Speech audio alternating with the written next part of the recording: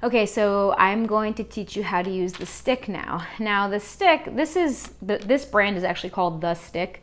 There are a lot of different brands nowadays. Like, these things are becoming much more popular. You can find them even at some of the big stores like Target or Walmart or even TJ Maxx, Marshalls, those kinds of places. Or you can always order it on Amazon. And if you are interested in getting one of these, you can actually find the link on our website. So if you just go to the tools and resources page, there's a quick link to buy it on Amazon. So to use this, basically, and if you don't want to buy one of these, the other thing you can use is actually a roller, like a dough roller for pizza dough, like the old kitchen rollers. You can actually use those as well. They're just not going to glide over your tissues as well, especially if they're made out of wood. The plastic ones might work a little bit better. You could also use some lotion to try to help it glide a little bit better.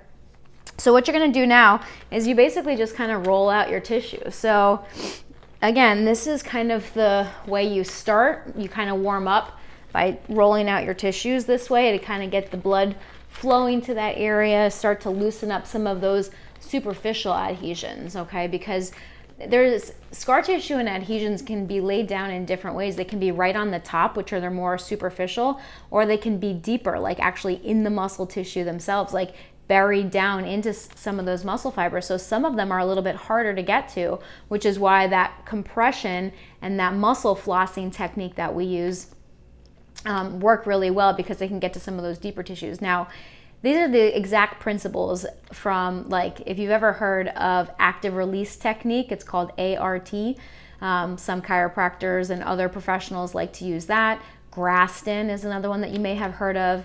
Instrument assisted soft tissue massage, IASTM. That's another way to do these. It's all basically the same thing. You apply compression to the area. You try to get in there and break up some of these tissue adhesions in the fascia and also in the scar tissue in the muscle, okay?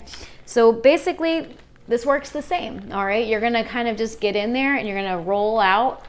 It feels really good in a painful self-inflicting painful kind of way. So you kind of get in there and you roll it out, and then what you can do is you can use this roller the same way. You want to find a spot. You can kind of roll out your quads. Sometimes I joke that my quads are sometimes like train tracks because they're like bump bump bump bump. There's different areas of adhesions and trigger points in there. So again, I would just suggest doing this on a daily basis if you can, or definitely on a day that you had a hard run or a hard training session, just kind of rolling out the tissue, okay? And then again, if you find a spot, one of your train tracks, then you can kind of hold it and kind of put that sustained compression on it to try to help release that tissue. Or if you find it with this, then you can switch over and you can kind of get in there with your thumb and hold it and then flex and extend this way. You could go onto your back and put the lying on your stomach, putting the lacrosse ball in that spot and try to kind of release it. But applying sustained compression, sustained pressure is going to help to release that area of bound up tissue in your leg or in your back, any part of your body. That sustained compression actually helps to decrease the blood flow to that area, and it helps the tissue actually release itself. So it's definitely a good way to go.